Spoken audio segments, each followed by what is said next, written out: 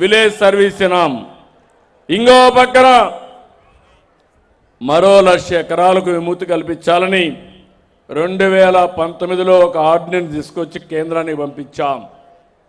Ordinance వచ్చింది, కావాలని వీళ్ళు ల్యాబ్స్ చేశారు. ఇప్పుడు మళ్ళీ పంపించి అది కూడా తీసుకొచ్చి మీకందరికీ ఆ ఫెసిలిటీ కూడా ఇస్తా. ఇప్పుడు గ్రామాల్లో ఉన్నాయి. 2016 కంటే ముందు 75 లక్షల మంది కుటుంబాలకి అప్పటికే పట్టా ఇచ్చాం. 2016 కట్ ఆఫ్ డేట్ పెట్టుకొని మొత్తం 75 లక్షల మందికి మీరు రిజిస్ట్రేషన్ చేసుకునే హక్కు, ఆ భూమి మీ పేరుతో ఇచ్చే బాధ్యత మేము తీసుకుంటాం. అన్ని మీ ఇంటి పట్టాలు చూస్తే మీరు దాని మీద రిజిస్ట్రేషన్ చేసుకోవచ్చు, అమ్మాలంటే అమ్ముకోవచ్చు, గిఫ్ట్ డీడ్ కావాలంటే ఇచ్చుకోవచ్చు. మీ ఇంటి జాగా మీ హక్కు, మీ ఇంటి జాగా మీరు అనుభవించేట్టుగా ఒక కార్యక్రమం తీసుకొస్తామని చెప్పి కూడా నేను మీకు తెలియజేస్తున్నా. ఈరోజు మొత్తం 22A ఉంది, కావాలని ఇవన్నీ కూడా పెట్టారు. దీంట్లో 14 లక్షల ఎకరాలు పట్టా భూములు తప్పుగా పెట్టి 22Aలో పెడితే గుర్తించాం. ఇందులో కూడా అడ్మినిస్ట్రేషన్ వికేంద్రీకరణ ఇచ్చాం, తహసీల్దార్కి అధికారం ఇచ్చాం, ఆర్డీఓకి అధికారం ఇచ్చాం. ఒకప్పుడు ఆర్డీఓ జేసీ ఉంటే సమస్యలు పరిష్కారం కాకుండా చాలా ఇబ్బందులు వచ్చాయి. ఎక్కడన్నా వెబ్లాండ్లో తప్పులుంటే సోమోటోగా ఆర్డీఓలు తహసీల్దార్లు పరిష్కారం చేస్తారు. 13.59 లక్షల ఎకరాల భూమి ఫ్రీ హోల్డ్ కింద ఉంటే అందులో మొత్తం వెరిఫై చేసి 9,25,000 ఎకరాలు యజమాని హక్కులు కల్పిస్తున్నాం. ఏవైతే ఇంత మునుపు చేసినటువంటి వెరిఫికేషన్ అయ్యింది, కొన్ని తప్పులున్నాయి, అవన్నీ కరెక్ట్ చేసి మీకు ఇస్తున్నాం. ఇంకో పక్క భూ వినియోగ మార్పులు కానీ మిస్సింగ్ సర్వే నెంబర్లో ఉంటే గ్రామంలో పోయి సచివాలయంలోనే మీరు చేసుకునే పరిస్థితులు వస్తాయి.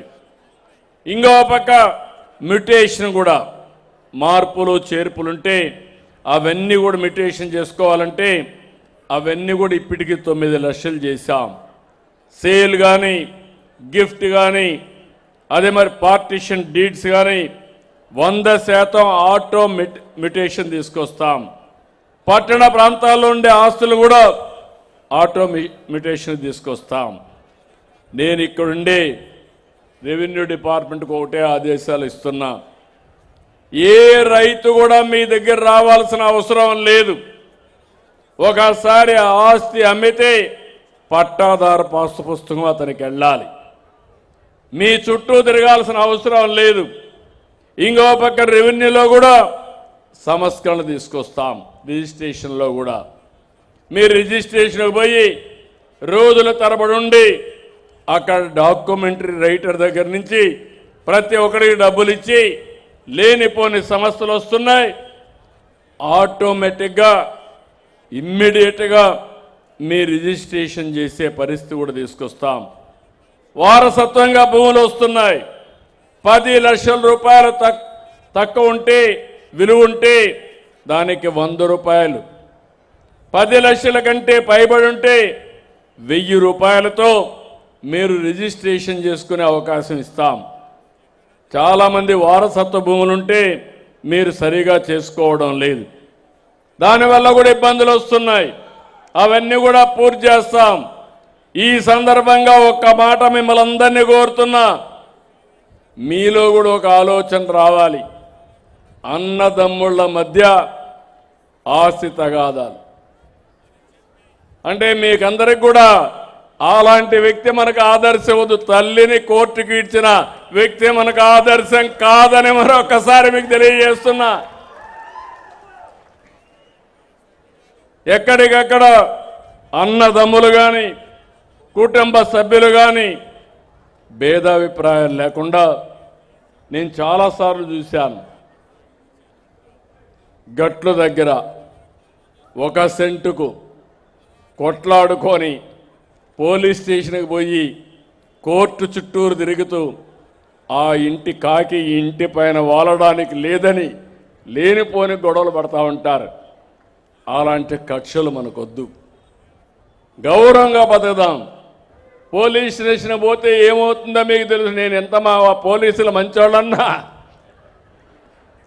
పోలీస్ స్టేషన్కి పోతే అక్కడి నుంచి సమస్యలే. నేను ఎంత టెక్నాలజీ వాడినా మా రెవెన్యూ కూడా అక్కడక్కడ అందరూ 90% మంచోళ్ళు ఉన్నా ఆ 10%తోనే సమస్య.